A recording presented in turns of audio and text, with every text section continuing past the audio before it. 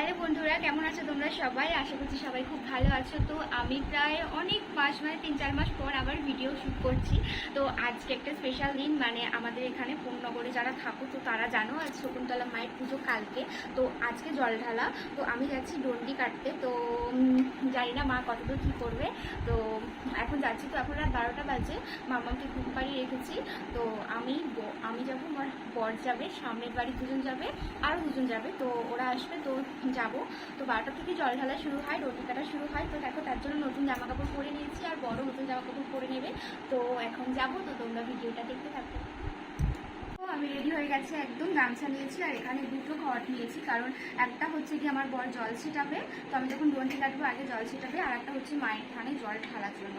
তো বাইরে রাখা আছে আম পাতা দিয়ে জলটা ছিটাতে হয়, আর হচ্ছে কি ওই ইট যেটা দিয়ে রাখ টানতে হয়। তো রেডি হয়ে গেছি, তো চলো যাওয়া যাক। আর ফোনটা নিয়ে যাব না, তো সে কারণে ওখানে কোনো ভিডিও করা হবে না। তো দেখো এখন বাজে 4টা। তো এই জাস্ট ঘরে ফিরলাম, এখন মানে এখন আবার স্নান করতে হবে। তো কি মানে এরকম অবস্থা। তো আমাদের হচ্ছে গিয়ে ডন্ডি কাটতে বেশি সময় লাগেনি, আর জল ভরতে অনেকক্ষণ সময় লেগেছে। মানে যারা চেনো, যারা পূর্ণভরিষ্যা থাকো, তো সেই বাকখাল পর্যন্ত মানে স্নান করার লাইন চলে গেছে। তো স্নান করতে অনেকক্ষণ দাঁড়াতে হয়েছে। তো ডন্ডি কাটতে বেশিক্ষণ সময় লাগেনি। তো ডন্ডি কেটে এই জাস্ট ফিরলাম। তো এখন চুলে সব কাদা হয়ে গেছে। জামা কাপড়টা দেখাও, জামা কাপড়টার কি অবস্থা হয়ে গেছে। তো এখন ফ্রেশ হবো, আর এসে দেখছি আমি খুব টেনশন করছিলাম যে মাম্মাম কি করছে। তো আমার বোন বললো যে মাম্মাম ওঠেনি, ও ঘুমাচ্ছে। তো এখন আমি স্নান করে একটু ঘুমাবো। এখন বাজে 4:35। তো আমি এইমাত্র স্নান করে আসলাম। তো এখন একটুখানি ঘুমাবো। তো দেখি কোনটুকু ঘুমানো যায়। আর আজকে না, মানে কালকে আমি দুপুরবেলাও ঘুমাইনি একটুখানিও। মানে আমার ছেলে জেগে থাকলে আমার আর ঘুমানো হয় না। তো ও যদি দুপুরের আগে ঘুমিয়ে পড়ে তো আমার আর ঘুমানো হয় না। তো এখন শরীরটা খুব টায়ার্ড লাগছে। তো এখন আমি মামা কিছু বলো, গুড মর্নিং বলে দাও। Hello, good morning. তো ঘুম থেকে এই উঠলাম, মানে ঘুম থেকে উঠেছি অনেকক্ষণ আগে, 7:30টার সময়। মানে হয় না একটুখানি শুয়ে থাকতে ইচ্ছা করে। তো শুয়েছিলাম 1 ঘন্টা, এখন 8:30 বাজে, এখন উঠেছি। তো আমি তো ফার্স্ট টাইম ডন্ডি কাটলাম। তো ডন্ডি কাটলে সবাই বলে নাকি মায়ের পুজো না হওয়া পর্যন্ত ভাত খেতে নেই। তো আমি উপোস করে থাকতে পারি না। তো সেই জন্য আমি আজকে সারাদিন ডালিয়া খাবো। তো ডালিয়া খাবো, আর বরকে পাঠাবো ওখানে মায়ের ওখানে কুপন কাটার জন্য, মানে পুজো দেওয়ার কুপন কাটার জন্য। আর কি বলবো, আমি যে মানে ড্রেসটা পরে গেছিলাম, আমার কুর্তিটা প্যান্টটা মানে সব কিছু নষ্ট হয়ে গেছে, পুরো কালো, সাদা জিনিসগুলো পুরো কালো হয়ে গেছে। তো দেখবো এখন সেগুলোর কি অবস্থা, সেগুলোকে কি ব্যবস্থা করা যায়। তো তোমরা দেখতে থাকো। তো দেখো আমার গরম গরম ডালিয়া রেডি। তো আমি করেছিলাম সবজি দিয়ে, জানি না খেতে কেমন হয়েছে। তো মনে হচ্ছে দেখে টেস্টি হয়েছে। তো বেশি দেরি না করে এখন সেটা আমি খেয়ে নেবো, আর প্রচুর খিদে পেয়েছে। তো দেখো আমরা রেডি হয়ে গেছি, এখন 11:15 বাজতে যায়। তো আমরা এখন যাব মাকে দর্শন করতে। তো হচ্ছে গিয়ে অন্যবার অনেক দেরিতে যাই, 11টা-12টার দিকে যায়। তো মামামের এবার ঘুম পেয়ে গেছে, আর ওকে তো নিয়ে যাবো, তো সেই জন্য ঘুমিয়ে পড়লে মুশকিল হবে। আর ও মেলায় যাবে করে বায়না করছে, যদিও আজকে মেলায় প্রচুর ভিড়, মানে প্রচুর ভিড় হবে। তো আমরা রেডি হয়ে গেছি, তো চলো যাওয়া যাক। তো দেখো আমরা বেরিয়ে পড়েছি, এখন আমরা অটোর জন্য দাঁড়িয়ে আছি, আর বর গেটে তালা দিচ্ছে, তারপর আমরা যাব।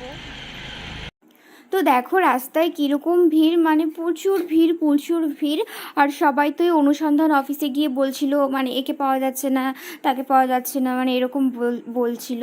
আর এই দেখো কত বড় বড় পাঠা, মানে এই শকুন্তলা মা খুবই জাগ্রত, মানে সত্যি কথা, এটা মায়ের কাছে যা চাওয়া হয় তাই মা দেয়, মানে মন থেকে চাইলে তা সেটা পাওয়া যায়। আর এই মায়ের কাছে মানে 1001টা পাঠা বলি হতো আগে, আর এখন তো মানে সূর্য ডোবার পরে ঠাকুরকে নিয়ে আসে, আবার সূর্য ডোবার আগে মানে বিসর্জন দিয়ে দিতে হয়। তো সেই কারণে এখন ভোর হয়ে যায় বলে 1001টা পাঠা বলি হয় না। তো সেই জন্য মানে যেই কটা হয়, আর বাকিগুলো হচ্ছে গিয়ে মানে শনি মঙ্গলবার করে এরকমভাবে হয়। তো প্রচুর ভিড় ছিল। তো দেখো ওখানে মানে মারাত্মক ভিড় ছিল, ভালো করে মাকে দেখা যাচ্ছিল না। তো আমরা একটা উঁচু জায়গায় দাঁড়িয়েছিলাম, ওখান থেকে মাকে বেশ ভালো করে দেখা যাচ্ছিল। তো মায়ের দর্শন করে আমরা মেলাতে চলে এসেছি। মাম্মাম বায়না করছিল মেলাতে যাবে বলে, ওই গাড়ি ঠাড়ি এইসবে চড়বে, তো সেই জন্য।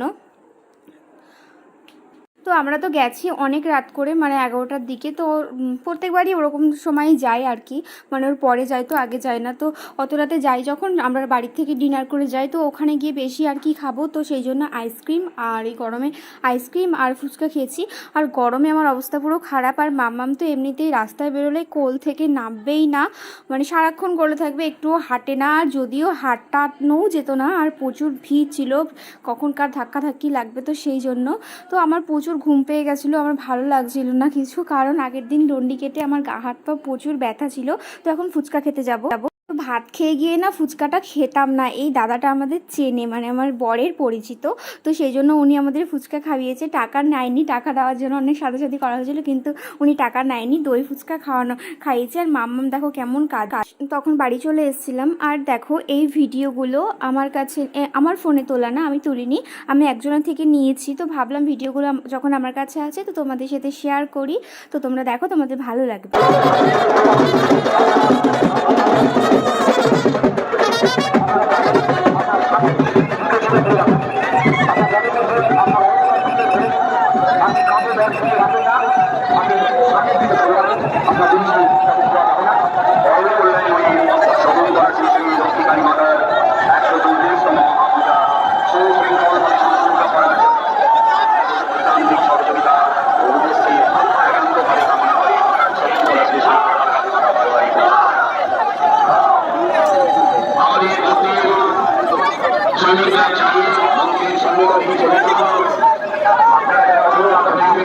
অপেক্ষা করছেন মাটি দর্শন করার জন্য।